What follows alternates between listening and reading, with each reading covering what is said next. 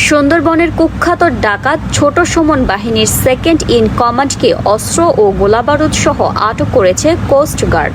প্রতিনিধি কাজী আতিক জানান, মঙ্গলবার ২১ এপ্রিল সকালে কোস্ট গার্ড মিডিয়া কর্মকর্তা লেফটেন্যান্ট কমান্ডার সাব্বির আলম সুজন এই তথ্য জানান। গোপন তথ্যের ভিত্তিতে বাগেরহাটের রামপাল থানাধীন শুকদারা বাজার সংলগ্ন এলাকায় ২০ এপ্রিল সোমবার রাত ১০টায় কোস্ট গার্ড বেস মংলা কর্তৃক অভিযান পরিচালনা করে সুন্দরবনের কুখ্যাত ডাকাত ছোট সুমন বাহিনীর second in command Mohammad Abdus Samad মোল্লাকে আটক করা হয়।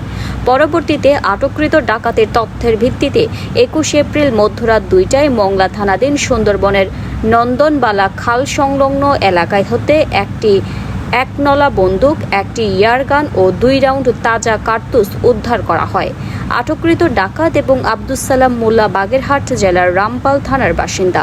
জব্দকৃত অস্ত্র, গোলাবারুদ ও আটককৃত ডাকাতের পরবর্তী আইনানুগ ব্যবস্থা গ্রহণের কার্যক্রম প্রক্রিয়াধীন রয়েছে।